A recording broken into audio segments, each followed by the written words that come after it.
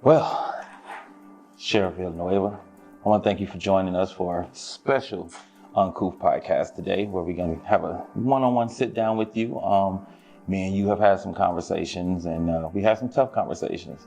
But there's some things I'll, ask you if you were willing to talk about publicly, and thankfully you said yes, you were willing to talk about those things. So that's what we're here for. Some people may not know who you are. Would you like to introduce yourself? I'm Alex Villanueva, Sheriff of LA County. Been in office now 3.5 years, almost 4. And I'm running for re-election for my second term. And prior to me being elected, I served the department for 32 years. Went through the ranks up to the rank of lieutenant. And that was in 2018. And then now here I'm the sheriff. Okay. And you were military, right? Yes. What military did you serve in? I served the active duty Air Force, and then the Air National Guard, and then I finished with the Army National Guard. Oh, nice. Well, thank you for your service. All right, let's hop right into it, right? Because like I said, we're here to have an uncool conversation where we get right into the real. There's a perception out in the Black community that, you don't like Black folks. And I just want to ask you, from your perspective, where do you think that perception came from? Well, I think it's pretty much coming from one source. The LA Times.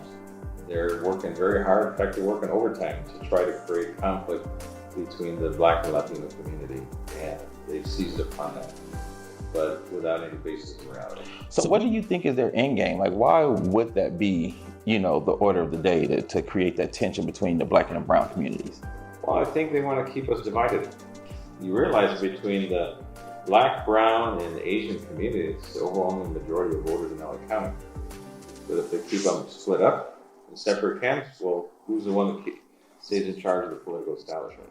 So let me ask you, what are your plans to address this perception? Because sometimes, if it gets out there enough, perception seems to become reality. So what are some of your plans to address the perception that you don't like Black folks or get along with Black folks? It came from one opinion writer from the Times, a guy named Gustavo Arellano.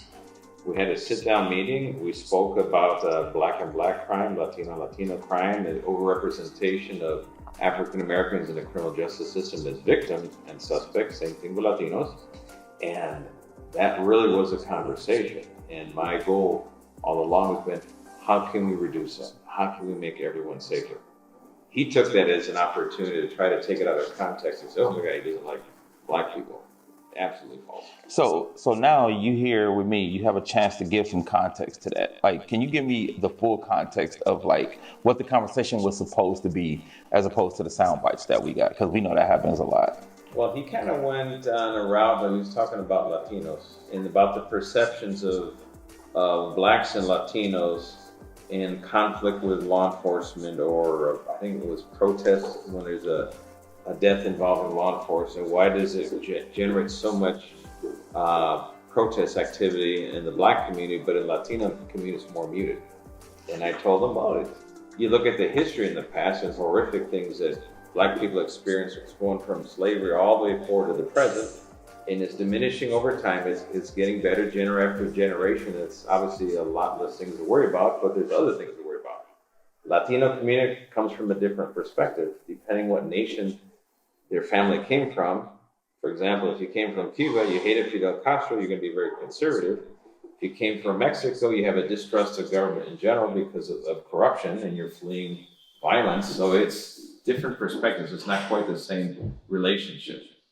And by and large, in the Latino community, their relationship with here, they perceive American government to be better than where they came from. So they don't have the same perspective as in the Black community from here, because you've been on the receiving end of a lot of miscarriage of justice going all the way back to the present time. But thankfully, the adversity is diminishing, and now there's issues. How can we get kids today to stay safe, to stay engaged in school, and to basically not be a threat? Okay, so that was the full context. And I thank you for clearing that up. And so I want to ask you, what are your thoughts on, because we've had, like you said, there's been a groundswell of protests, and there's been a whole lot of things going on in regards to the killing of unarmed Black men. So could you give me your perspective on that, and how do you feel about that? What's your thoughts on that? Well, anytime anyone winds up dead as a result of being an attempt by law enforcement to do an action, it's a tragedy. Doesn't matter if it was the most egregious thing done, it still ended up in a tragedy. Even a bank robber coming out of the bank with the money bags, bullets flying, that person dies, that's still a tragedy. That person has a family, they're a loved one to somebody. So when they have a death at the hands of law enforcement, they're going to fall into various groups. Obviously, one of them is going to be like George Floyd, Eric Garner, outrageous misconduct, criminal on behalf of the people engaged in law enforcement. They're held accountable. Like in the George Floyd case, all 4 were terminated. They were prosecuted. They're held to answer, convicted now. The main guy, Derek Chauvin, I'm not sure what the status of the other 3 are, but that's a positive development. In the past, that wasn't happening because they were all kind of swept under the rug. Right. So that is a plus. At the same time, you can have other cases that don't fit quite that bill. That they may be actively involved in a violent felony. At some point, they were armed, unarmed, or trying to disarm the law enforcement. There's a struggle. Now it's not so clear if it was right or wrong. And that we have to focus. Are we training our personnel properly? Are we screening our people who come into the workforce against biases, for example? That's a very important thing. And now we have more tools because now we can look at people's social media history when they apply, and we can actually cite people, Well, yeah, because I kind of want to get into that because I know at a time, and I think it was when you first were running for sheriff, or either that, or when you first got in as sheriff. I remember there was reports that there were a lot of really right wing. A lot of right-wing cops who had some of those biases and who didn't grow up in the neighborhood, So what are you what can you do to combat those things in the culture of the sheriff's department? Well, one thing we did immediately when I took office, we ended all out-of-state recruitment and hiring. I'm pretty sure there's wonderful Americans from all walks of life in all the other states, but they can stay in all those other states and be cops in those states, because they are a member of their community. But I'm sorry, if you come from Oklahoma, Nebraska, somewhere, what relevance do you have when you become a deputy here in LA County? You don't know the people, the history, the culture. I don't believe in that. I believe in hiring our own kids to police our own communities. So we embarked on a recruitment program. In fact, we had a name for it. Hometown Heroes Needed. Are you in? And it was very successful. We hired 1,100 deputies my first year in office. And now, in fact, we've opened up hiring again because they've lifted partially the hiring freeze. Now we got a flood of applicants again, and they're all coming from LA County. Because our kids are born and raised in Compton to aspire to be deputies serving Compton. And we have the pay, the benefits, so they can make a profession out of it. They're not making $20 an hour, handing out water bottles to the homeless. There's a career behind it. And they can grow in the department, serving the community. And we have outstanding examples of that now. Our captain selection process, same thing. Like LaTanya Clark, born and raised in Compton, grew up to become the captain of the station. Right. Yes. And that's how it should be. Yeah, exactly. Because, just to get into it a little bit, because like someone, me and Quincy talk about this a lot, like someone from Compton, you kind of, not only do you know the neighborhood, you know some of the players, you know where to look for certain things, or even just culturally. I was telling somebody, I said, sometimes if you haven't been around black folks a lot and you just don't know that some black folks talk with their hands, you could perceive that as a threat. And it's really like, no, he just likes to talk with his hands. So I think those small cultural things are very important in the black community, also in the Latino community. Quincy always tells a story of how he had an older Latino gentleman. He asked him, to get on his knees. He said the guy starts crying. And then they said, oh, well, that's because when, you might get shot by the federales, they tell you to get on your knees. So he said, see, I didn't know that. And that's like a cultural thing. So I think it is very important to think of those things in regards to how you run a department, and think of those things in terms of, I don't know, just bridging that gap, right? Like having more conversations and having more things like this where we sit down and get to know, because, I'm gonna tell you, when this interview come out, people gonna flip, because I was the not talk to cop guy. Like everybody who knows me was just like, I'm never sitting down with a cop just because of the things that I went through personally. But we learn, we evolve, we get to talk to people, and our perspectives get to change. And that's another reason I want to talk to you about this. And one of the things, just because to go back to that LA Times article, one of the things that has been coupled with that in the Black community was your doctoral thesis. And there was a perception that, like, oh, you felt like Black deputies were getting hired over Latino deputies, so there was like some beef there.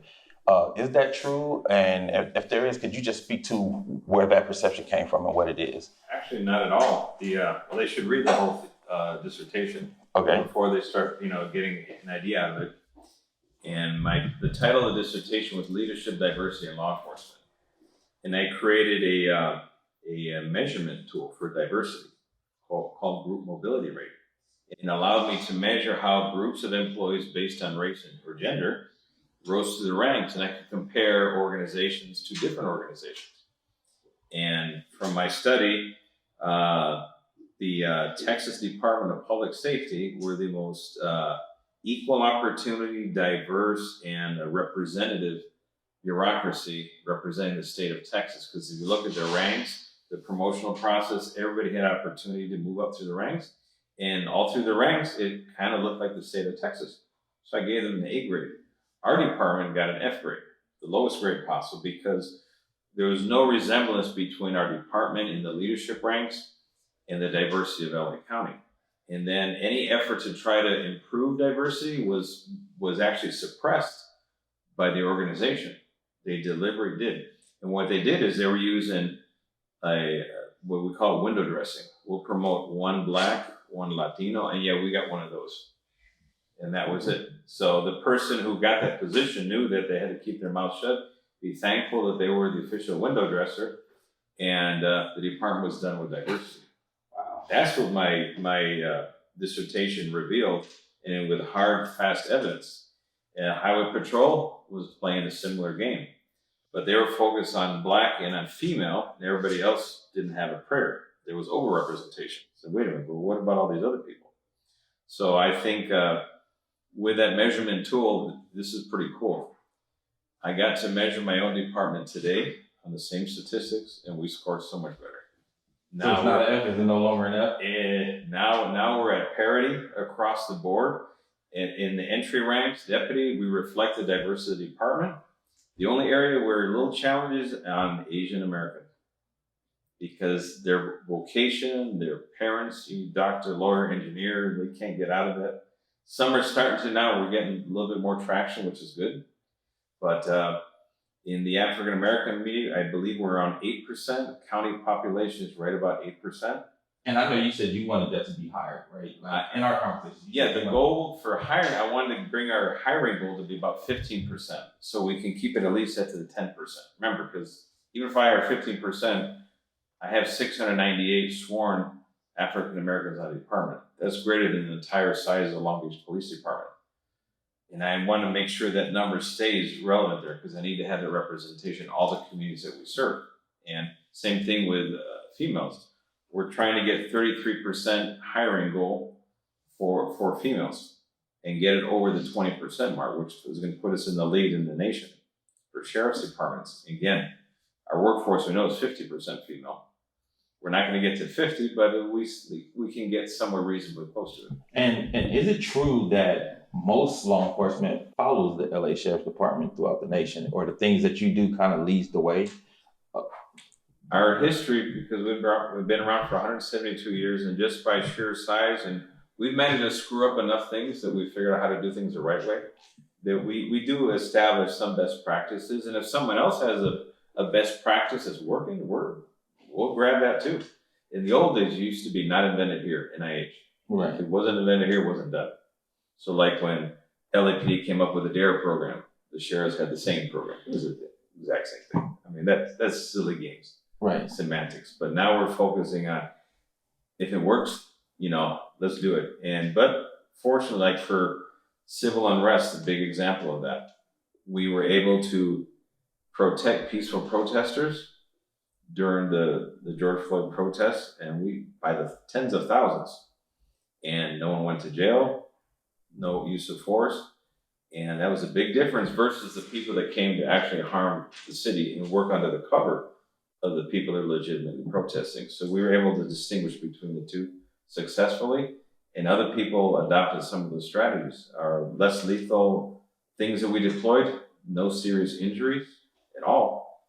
And I contrast that to 1992 when I was a young deputy. 58 people died. I don't know how many hundreds of people were severely injured. And the losses were in the billions. To this day, you go to South LA and there's vacant lots that used to have a thriving Black-owned or Latino-owned business that never came back.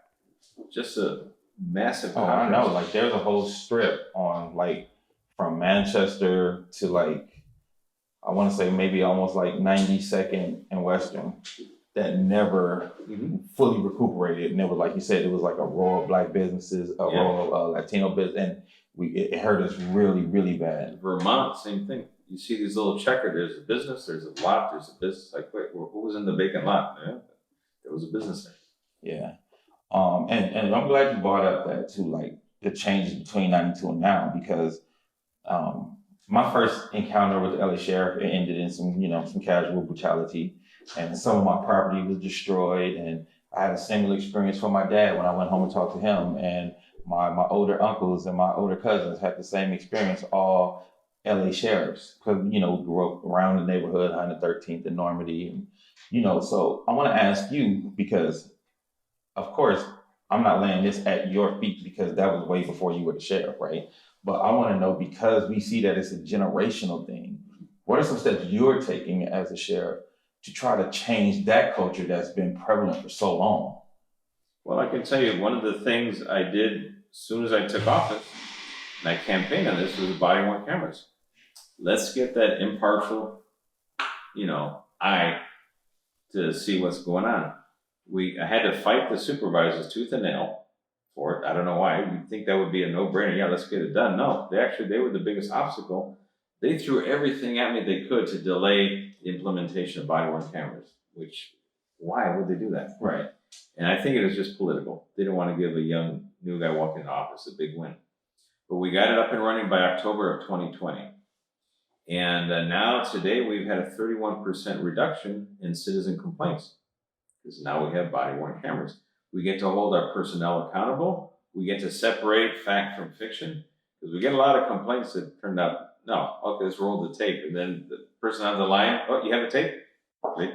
Right. End of complaint. So it helps us focus on the people that are actually doing wrong. Either their conduct is like marginal, could be better. Maybe their interpersonal skills, they lack tact. Yeah, okay, they were legally right, but there's a way to go about being legally right but not making an ass of yourself. Right. And that the cameras are giving us a wonderful opportunity to pick those apart. So it allows for the supervisor then to intercede with the deputy and say, hey, can you explain this? So it's been a positive tool. Deputies were kind of, leery of this at the beginning, but now they've come to embrace it because now it's their witness as well. Right. So I think it's been a plus for both sides of the equation. And that is one example of things. We've done many other things that some people don't realize, but on our use of force policy, we added a lot of things that were behind the George Floyd murder. There's a lot of talk about duty to intervene, duty to report, duty to cooperate. We had those more or less in our policy, but they weren't solid enough, specific enough. We wanted them to be very declaratory and obvious, so we changed the policies to reflect the movement. Remember the 8 Can't Wait movement? Yep. We had all 8 elements in there, but they weren't quite as strong as they could be. Gotcha. We strengthened them now, and they literally read that, and we're enforcing them, including whistleblower protection now.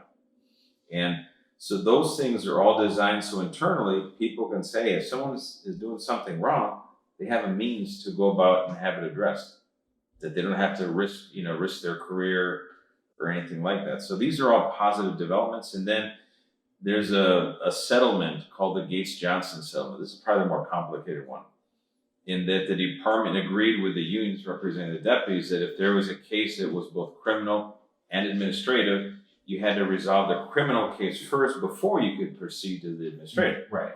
But the problem was that resulted in some people being relieved of duty and paid for 5 years while they're waiting on the district attorney to get off their butt. And, okay, was it legal or not legal? For example, use of force. And there's cases that can't wait 5 years. I think there's an expectancy on behalf of the public, and we agree. So on a case-by-case basis, based on the circumstance, for example, if it's an unarmed suspect who dies at our hands, those ones, now we can put the administrator to run at the same time as a criminal. And can you give me some examples of those cases that actually happened where you were able to utilize this policy? Well, a big one that was in the news a little while back was the death of Ryan Twyman. Yeah, I was right around the corner from my house. I remember that very vividly. One of the two ended up being terminated. The other received a suspended without pay, a long-term one. So that was an example of that. Another one happened just today to other individuals on unlawful use of force. And there's another case with the same two individuals that's being litigated right now criminally, but we completed that case, and those two were terminated today as well. So it's working, the policy, and there's a lot of things we can do, but one of our biggest hindrances is actually waiting on the district attorney to get an opinion. Because when it comes down to what they call a state of mind shooting, well, I thought he had a gun, I thought he was reaching, those ones, we have to really interview the person, but we can't interview until they're not facing criminal liability. Right. Those are the ones that drag out, and we're like, oh, I need that information. But I can't make a decision because then I fire first, taxpayer has to pay the price later. Right. And I don't want to screw you guys over as taxpayer.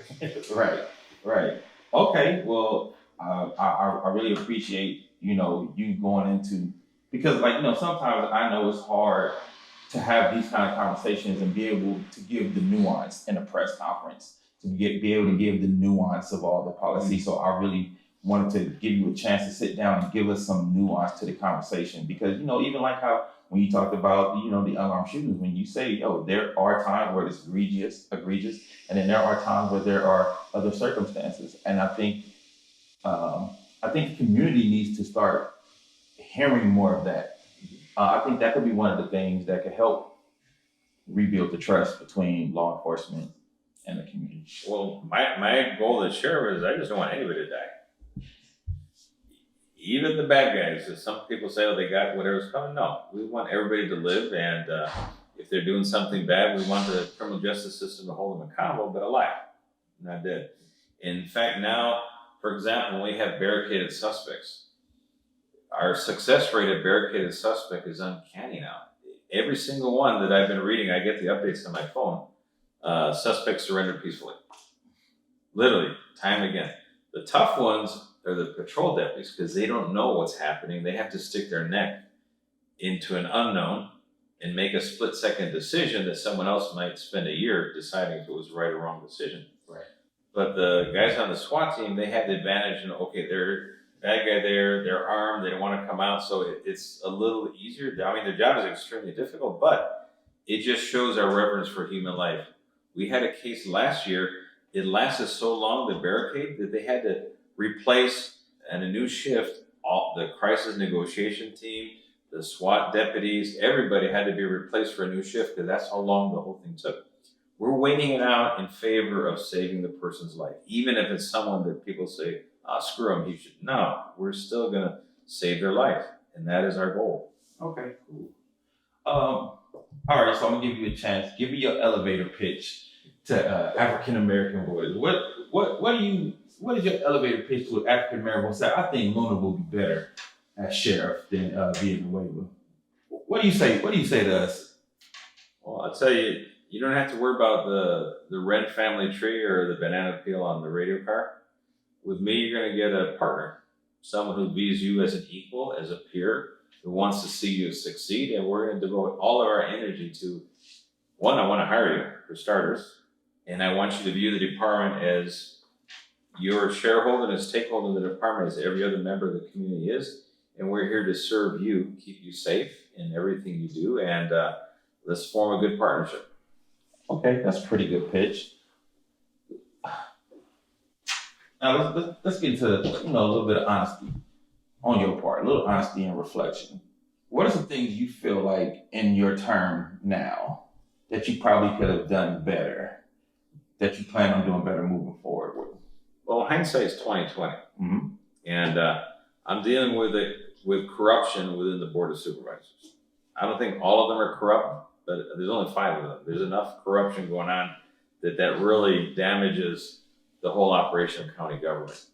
So, had I known now what I knew then, what I know now, for example, on rehiring a Carl Mandoyan, that was a rightful rehire. But there's no game plan on how to bring back someone who was wrongfully terminated based on misconduct from investigators. There's no game plan. You don't open a book, I go to page 3, chapter B. No, it doesn't exist. So we created it. And it was the right decision, but just the wrong time. Okay, so even about that, right? So because that's one of the talking points that people say, like, well, he wanted to rehire somebody who was accused of domestic violence against the board supervisor. So what do you say to that when they feel like you're hiring somebody that has hurt someone who's unprotected? Well, exactly that. One is they didn't read our rebuttal to the Inspector General's report. It's about 600 pages long. We went into deep dive on the entire situation. We determined that 1, it was a false accusation. There was never any case presented criminally. So you can't fire someone based on allegation. You actually have to prove it. The department never proved it. They admitted that they did not prove it. But what they did is they concealed an exculpatory witness. And they interviewed the exculpatory witness, and they did not give it to the defense. Imagine if this were a death penalty case. Every single person who opposed the rehiring would have been outraged that an exculpatory witness was concealed from the defense.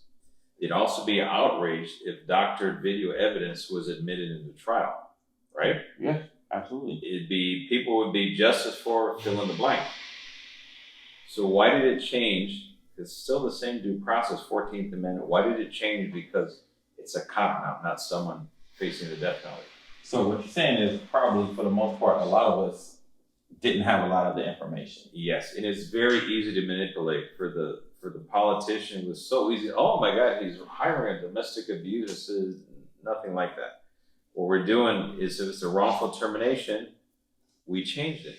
We told the board, we gave them all of our findings. Here's the scary part. They doubled down and hired a law firm to sue me in my first month in office.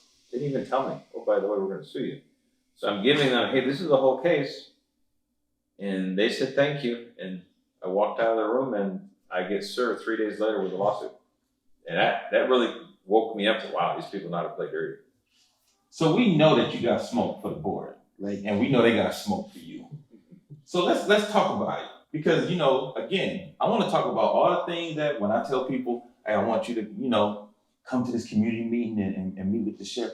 Oh, I don't want to meet with him. He's going after his political opponents. Like all those talking points that you hear. And it's funny because you hear the exact same points. Mm-hmm. So it's like, okay, everybody kind of got it from somewhere. And now it's like, it's bubbling. So let's separate fact and fiction, right? Like tell me exactly what's going on between you and the board. Look, it's clear. We know y'all got smoke for each other. We're not going to pretend that ain't what it is. But tell us about the process of people thinking that you're going, or are you going after your political opponents? If that's the case, let me know what it is. We strictly go after complaints of crime. That's what we do. If you were filed a complaint with us today, hey, supervisor, so-and-so did this. Okay, we'll take it. Okay, we'll write it up. And this person says it this. Okay, let's start seeing is it true or not. That's our obligation as investigators. In fact, the state constitution, government code section 25303 says the board of supervisors shall not obstruct the investigative function of the sheriff. Important, very big words. Yeah. Shall not. Doesn't say except when it's politically inconvenient, then we want to pretend that they can't do their job because of conflict. No. We do our job, and when we're done, we present it to either the DA, the Attorney General, or even the feds. And we consult with all 3 entities on a regular basis. Hey, we have this case. What do you think? So this is not something that you unilaterally did. Like, this is not something you just like, oh, she started the hiring freeze, let's get her. That's not what happened. No. Because that's what it looks like in the streets. No. You know what I'm saying? See, what people are unaware of is that the board launched an investigation of me when I was a candidate for sheriff. Literally, I just gone past the primary in June of 2018. The inspector general started illegally downloading my personnel file. He had no authorization to do that. The previous sheriff did not authorize him. So why they have beef with you so early on? Because they knew there was something that I had that they could never change. I'm an honest sheriff, and I will do the right thing no matter what. In fact, when I was a sergeant, a young sergeant, I was confronted with the corruption of Lee Baca and Paul Tanaka, and I called them out publicly. I put it in writing. I gave it to all the division chiefs and commanders. This is wrong. It's going to lead to the downfall of the organization. Pay attention to this. They laughed at me. They killed my career, obviously. And then fast forward, 8-10 years, they're indicted and going to prison. Why? Because they ignored what I said. Today, we're making the very same statement. There's corruption on the Board of Supervisors. I took the necessary action when someone made a complaint of crime. We investigated it. And not only did we investigate it, as a result of the investigation, now we had the astonishing admission from Supervisor Kuehl that the Inspector General and County Council were illegally alerting them about a search warrant. Yeah, if you did that, you know what happened to you. If I did that, you know what happened to me. Yeah. But somehow they thought they were exempt from following the rule of law. So we presented that to the Attorney General and said, hey, now we're victims of, this is the funny part, our public corruption unit became victim of public corruption. So now we're victims, we can't do the investigation anymore. So we asked the Attorney General, okay, please, now it's in your hands. Please do your job. And he did. Okay, so man, this is so funny that you like telling me like this. So the way you just said it is not the way that it came out to us in the public. Remember, the Board of Supervisors has enormous sway on how the LA Times reports. Well, we know that because she was throwing people under the bus from LA Times when she came out with cuffs. So we know what no, it is. She didn't even come out in cuffs. Oh, yeah, she was just standing walking. She put the hands behind her back like she was cuffed. She didn't have cuffs? No. In fact, from what I understand, she was even say, hey, don't go outside barefoot, put your shoes on. And she marched outside barefoot because she wanted to make the scene. Oh, poor me, look what the mean sheriffs are doing. You guys fell for it. Yeah, they got it. Hey man, so it's crazy, like the way that it came out to the public, right? Like the way the information was funneled to us, it felt like, or it was made to feel like, oh, he went after his political opponent, and now the AG is taking over to take it from him because he's dirty, right? Here's another example. Inspector General. My predecessor, McDonald, initiated an investigation on the Inspector General illegally downloading my files. But somehow, mysteriously, the investigation stopped before I took office. We uncovered the same information, but now there's like 23 victims. I'm not the only one. And wow, it's thousands of files. And they went to town the weekend before I was sworn in. They were in the office in the middle of the night with external hard drives, downloading everything they could before I showed up and get sworn in that Monday. So when we found out about this, I think sometime December, January, we got the whole story, what happened. We met with the Attorney General representatives and the FBI explaining what there are. And so we looped them in from the very beginning. And the FBI said, well, we don't have a federal crime here, but we'll give you technical support if you need it, because of all the IT stuff. And the AG said, very famously, because I was there, he said, well, you know what? There's nothing that prevents you from investigating. Okay, so, because we do criminal investigations on our own people all the time. And of the 5 named suspects on this, 3 of them were from our department. So, all right, we'll initiate the inquiry, the investigation. And it wasn't until towards the end of that year that Max Huntsman decides that I'm retaliating against him because of his report on the Carl Mandoyan thing. Right. Said, well, we initiated that stuff way before you even thought of writing his BS, report on that. So people, if you know the score and you follow the game, you realize everything we've been doing is what we're supposed to do, and everything they've been doing is a very calculated act of retaliation, and they feed it to the media for their, oh my God, look what the mean sheriff is doing now. Classic example, Sachi Hamai, the former CEO of the county. The board gave him $1.5 million and 24-hour security because the attorney said she's deserving of combat pay, what she had to endure because of the mean sheriff. What? Didn't file a report, didn't file a complaint. There's a policy for every county employee that they have to do, did not file a lawsuit. So what were the mean things I said to her? You never knew. But what did the Times run the story with? That I harassed the CEO. You know what she did? Or what she didn't do? This is when the pandemic was first unfolding and people had to do a quarantine. You know, remember the 10-day quarantine? Absolutely. So the question was, well, if they're being exposed on work, how do we pay for the quarantine, or what we were going to capture that? They didn't have a clue. So we asked them, hey, I'm not going to force these people to be paying out of pocket for something that they're getting at work, because they were being forced to go into places. There was no vaccination. Right. And they said, well, we don't know. So we had a chain of emails, we don't know. And then there was a big Zoom meeting. And I told her, hey, that's not good enough. We need to know. People are concerned about how they're going to pay for this. And then I think towards the end of the day, then they switched the narrative. Oh, you should have known all along. You know, it's just an admin day. Don't you know any better? But of course, their own records say they had no idea what to do. And from that, all of a sudden, I was harassing her. Don't know how. But what does the Times carry?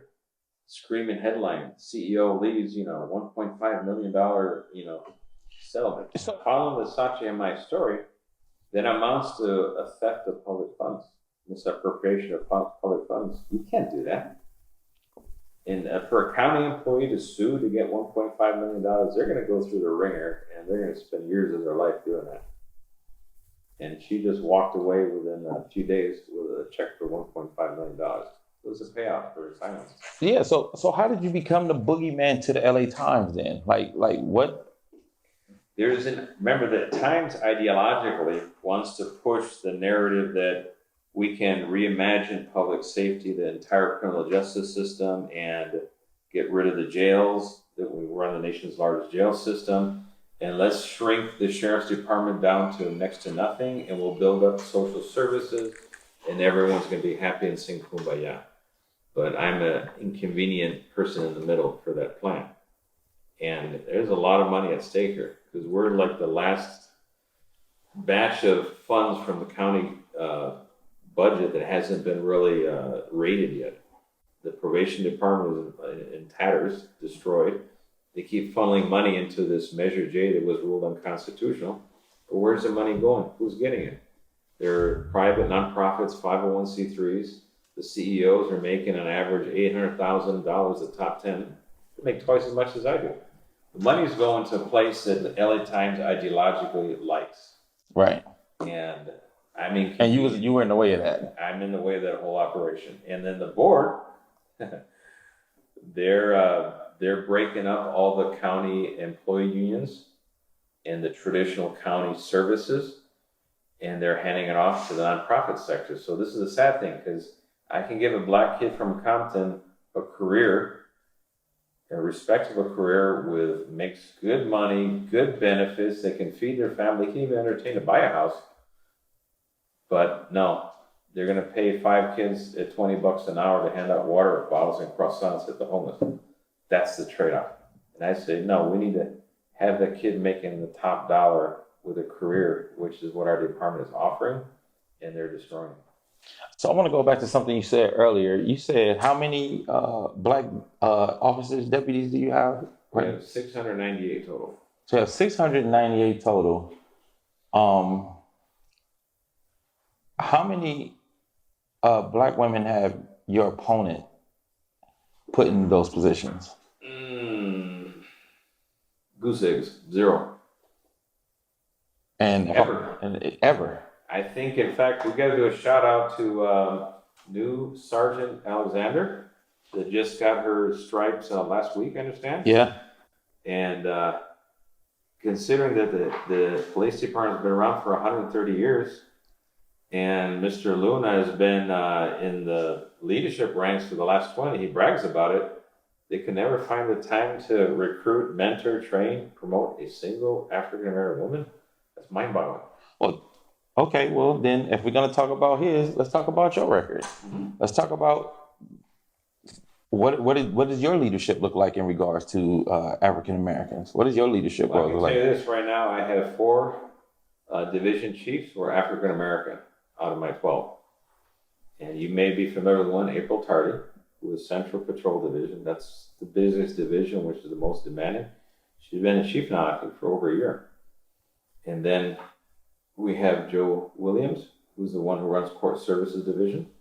You're familiar with him?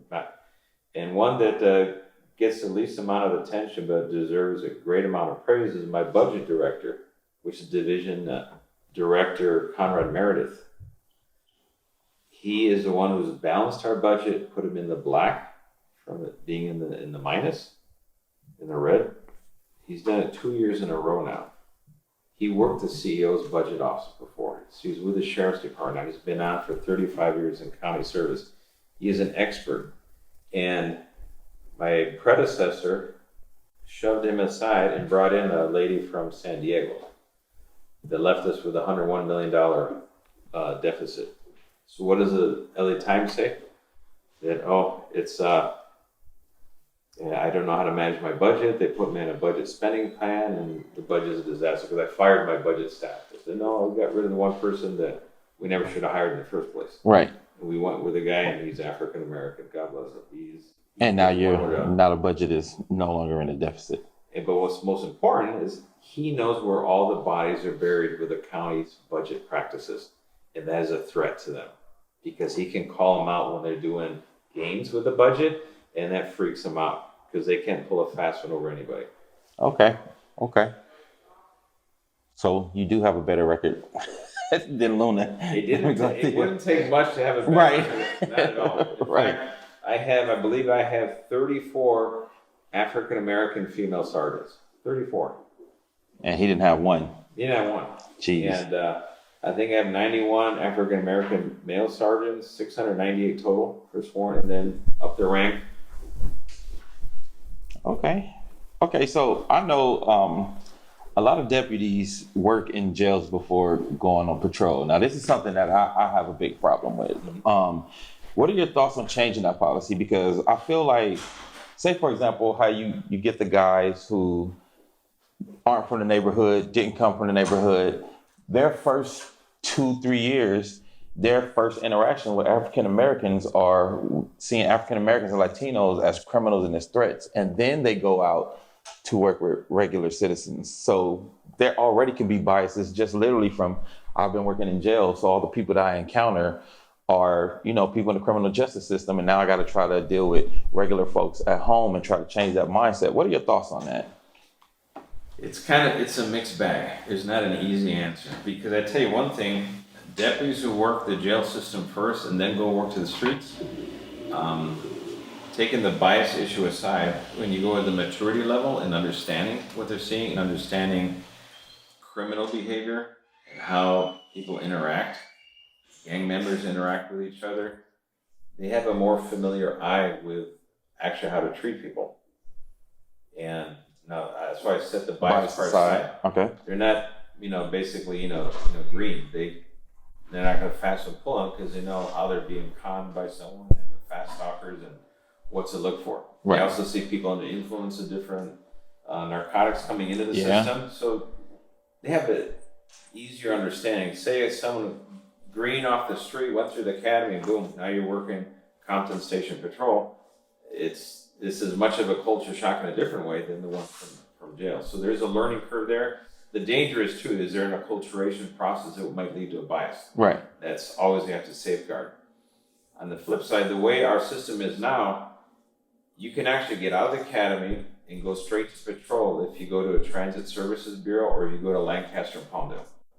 Because they're faraway places, unless you live up there, people don't want to make the drive. Right. So people that can bypass custody altogether go straight to patrol. Okay. And I eliminated the patrol requirement, and it's doing that. It's facilitating people go around custody, go to patrol quicker, And I'm also be able to retain people that work in the custody environment and they want to make a career out of it, because we need people to excel in that area of work. Right. Because we have an obligation to do both. We can't separate one from the other.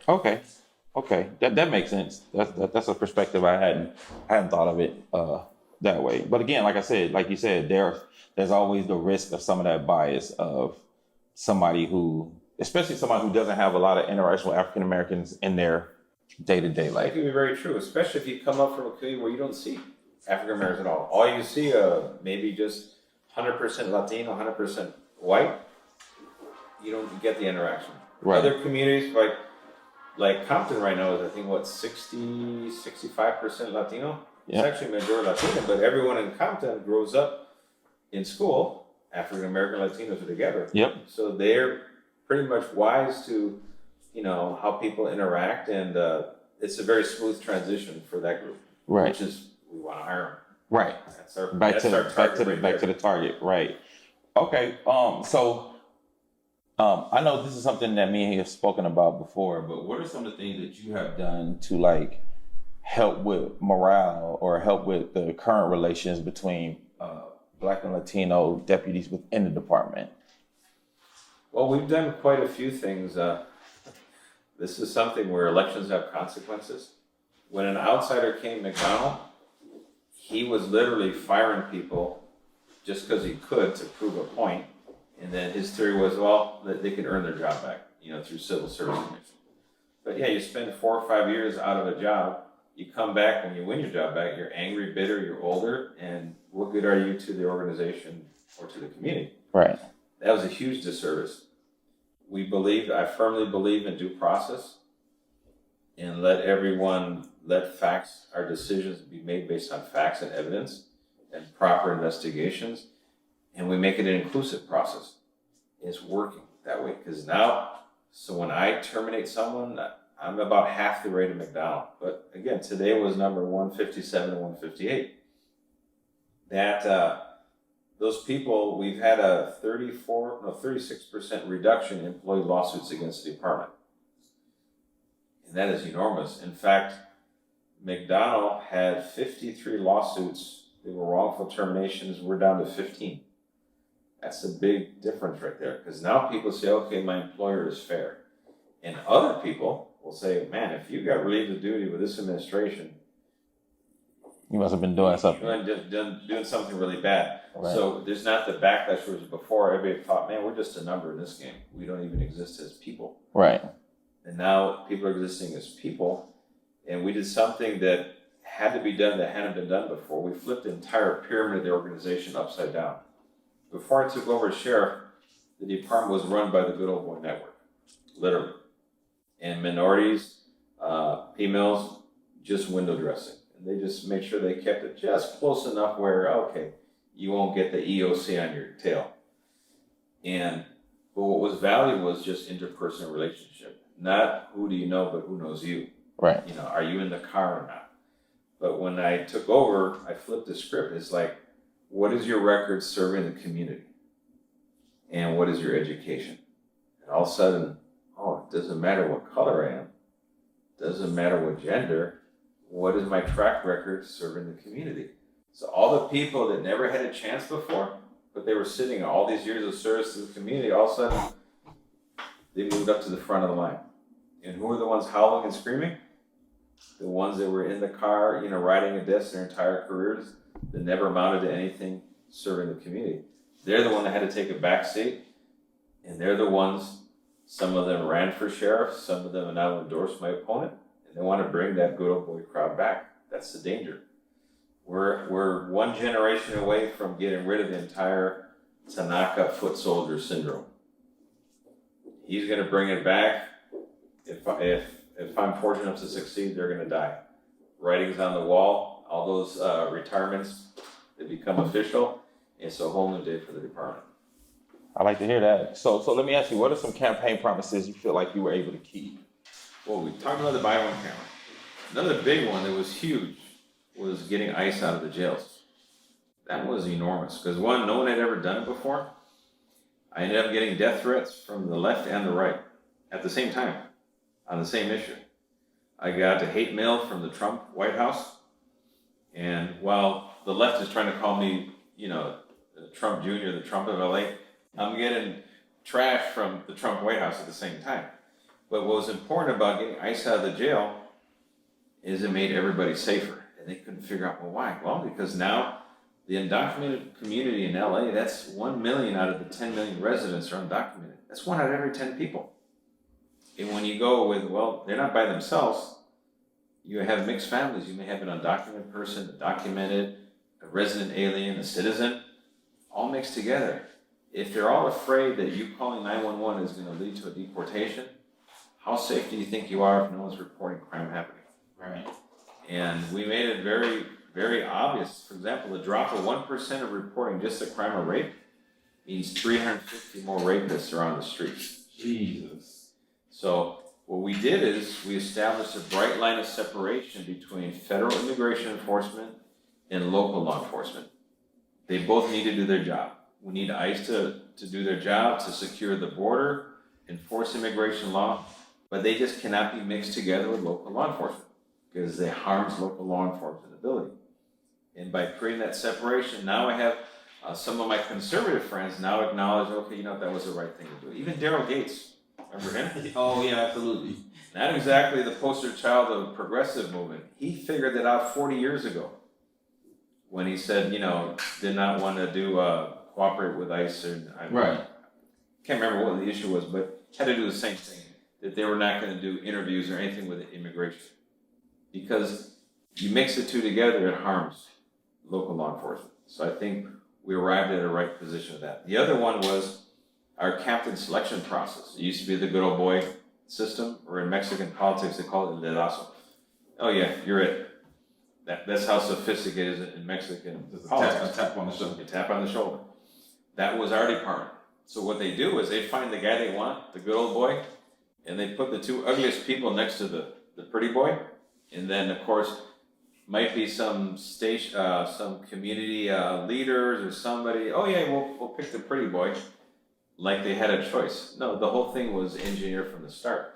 Now, all of the lieutenants, all 360 of them, can apply to be a station captain. But now the criteria is you got to have 10 years of community service at the rank of sergeant, deputy, lieutenant. You got to have 10 cumulative years, and you got to have a bachelor's degree or higher to be competitive. So from all 360. Oh, and you can be a captain too. Try it. So for each station captain that is open, we get about 40 on average, 40 applicants.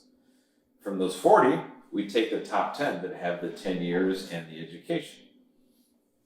Those top 10 had to be interviewed by the undersheriff, and it's cutthroat to the core where everybody's stressed out. They're going Toastmasters, they're trying to do public. I mean, it's common, but it's good because it's forcing them to, one, you got to know the community you plan on representing as their de facto chief of police. You got to have relationships with them. You got to speak articulately. Right. So that group takes the 10 and brings it down to the top 5. Now the top 5 are the best from everybody. They go before a community panel that might be a representative from a supervisorial district, if it's unincorporated communities, might be a community leader, a religious leader, it could be a city managers, council people, but there's a group, an ad hoc group that's gonna do the interviews. Right. And they pick the winner.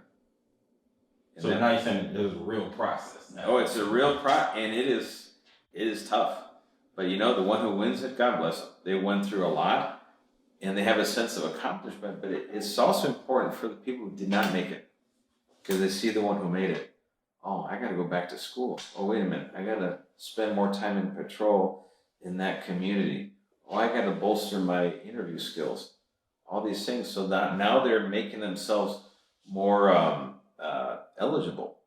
They're up in the game in their qualifications to be competitive, to ultimately land the job. So now that we're today, we've done every single one of the patrol stations, all 24 of them have gone through this process now, which is pretty cool. And the results are with LaTanya Clark, Pilar Chavez, East LA, born and raised in Maywood, and she ended up becoming the captain of East LA Station, which serves the community of Maywood. Right. And that is how it works best. Dwayne Allen, South LA, if you know him. Same thing, and he became the captain of South LA Station. So it's working, and that's diversity at its finest, but it's based on equal opportunity, not based on, well, let's do the window dressing, let's have one of these and one of these. That's artificial. Right. And it upsets your workforce. You want to talk about camaraderie or morale on your workforce. Now I have lieutenants thinking, man, I got a shot at actually being a lieutenant legitimately without, humiliating myself. Right. Breaking out the old knee pads as they say. Don't have to do that anymore. Right. I can, on my own merit, compete and get the job. And that was modeled after the experience I went through. I could never interview for a job at all. I was blocked from everything. I was supposed to not go past the rank of lieutenant because that was not my lot in life to aspire to be anything higher. Wow. Okay, so there's a process, and even within this process, we still have, like you said, more diversity coming into the sheriff's department. So I asked you about what campaign promises you were able to keep. What campaign promises weren't you able to keep, and what do you plan to do about it or hope you can do about it?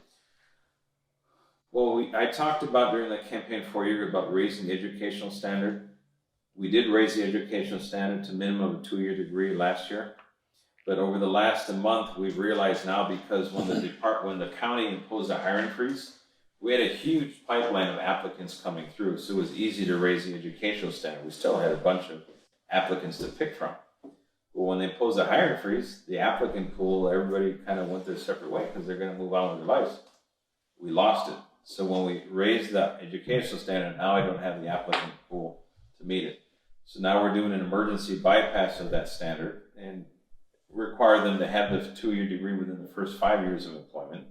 And once we get out of the emergency and back to normal hiring, well, then we can reimpose it upon entry. So that is one example, and we're just adjusting to the reality on the ground. Right. We need deputies. Okay, and what are some things you foresee being able to do going forward to, get more people involved with, because I know the community will talk to the police if they feel trust. They will talk to, because, everybody talk about, no snitching, but it's not like that for regular citizens. But what regular citizens are afraid of is talking to the police and not being able to be protected. I got a friend of mine back in high school who decided to, he witnessed the gang murder and he decided to testify. He testified, he wasn't protected. Everybody in the neighborhood knew what happened. He was killed.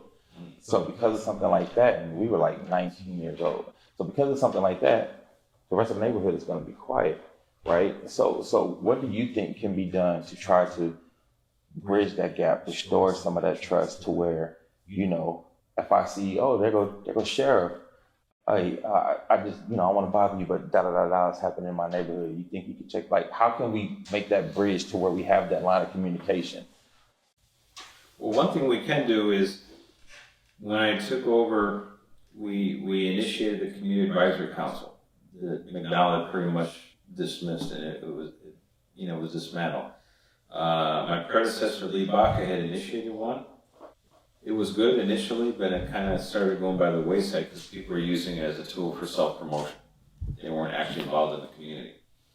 Our version of it, we retooled the entire thing with a good governance model, and the Advisory Council was very instrumental throughout the pandemic, doing food banks, for example, clothing banks, toy drives.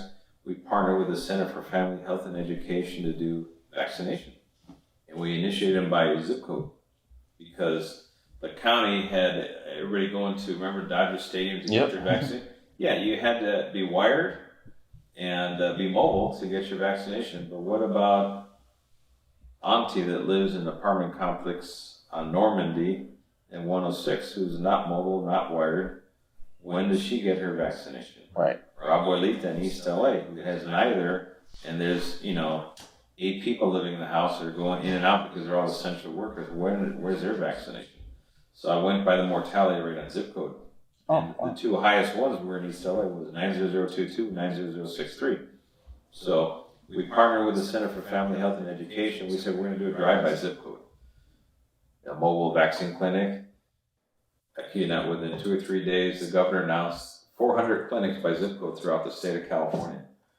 Because now we're matching the need where the biggest mortality rate is. Instead of, because in Dodger Stadium, it was a line of Land Rovers and Teslas Right. cruising in there to get their vaccine. It's like, well, that's not the concern. It's the people that are forced to work, the essential workers. That should have their starting point. They never thought it through because, again, they live in a little bubble with their little Zoom thing. Absolutely. And they weren't thinking on behalf of the people out there in the community. So I know you brought up the California Trump thing. So before we get out of here, I want to talk to you about that because you have the distinction of being one of the few sheriffs in a bipartisan environment that have been accused of being too progressive and then been accused of being Donald Trump Jr. in the same year. So what's your message to Democrats and Republicans in the LA County in this tug of war of between who you are? Tell us who you are. Oh, I'm a law and order Democrat. I've been my entire life. I've never changed party affiliation to meet some niche or try to gain an advantage for election like my opponent. That's who I am. However, I appreciate and I respect diversity of thought, diversity of action, most important of all, and perspective. And I think we need to listen to Republican voices, Democratic voices, independent voices, and people that hate all parties, and start listening to people and their needs. And so when we do that, a classic example, we went to the Venice Boardwalk to help the drive to get the homeless cleaned up, the boardwalk to the community. Hugely successful venture. And turns out there was residents of Venice, there were Democrats or Republicans, there were neighbors that never knew. But what brought them all together was the homeless men defecating on their front lawn. That became their sole concern. Right. And all politics is local is a prime example of that. So that'll change your party affiliation in a heartbeat if your local government is not addressing it. So I had a lot of Democratic people, very liberal, progressive, speaking to very conservative people, and they all agreed on the same thing. Yeah, that's our problem, and we can help. County government, city government, their fundamental flaw, their fatal flaw, is that they only allow one ideology at the table, and that's a progressive ideology. No other ideology is permitted. They're shunned, censored, shown out the door, or they're never even allowed in to the conversation. And with that, you've dismissed half the solutions that are available to fix things. You're dismissing the stakeholders that have a stake in what's going on. And if you're not eliciting their support, you're ramming solutions people don't care for down people's throat. Yeah, let's put a operation or project room key, like I think Atlantic and Union Pacific in East LA. They rammed one there, and now the whole place is falling apart, and it's Operation Room Key. But they never bother consulting with the local people there. Hey, what's going to be the impact of this there? And we need to talk. We need to have everyone has a seat at the table in all levels of government, and all of a sudden good things come from that. And until we get to that point, we're going to keep butting our heads against the wall and wondering, why is the homeless continuing? Why are our kids, getting killed? Why are all these things happening? Because we're not listening to everybody. Well, Sheriff, I thank you for this candid conversation. I really appreciate you coming to take the time. I hope you feel like you got to get some things off your chest. I hope you feel like, this was that kind of diversity of thoughts that, you talked about in regards to, because, there are some things that I was critical of, and I feel like you've addressed some of those things. And of course, we're not going to agree on everything. We're not going to agree on every answer, but I do appreciate the fact that you were willing to come and talk and have the conversation and were willing to lay out your plans, your policy, and who you are for my people. All right, well, thank you for the opportunity. I really appreciate that.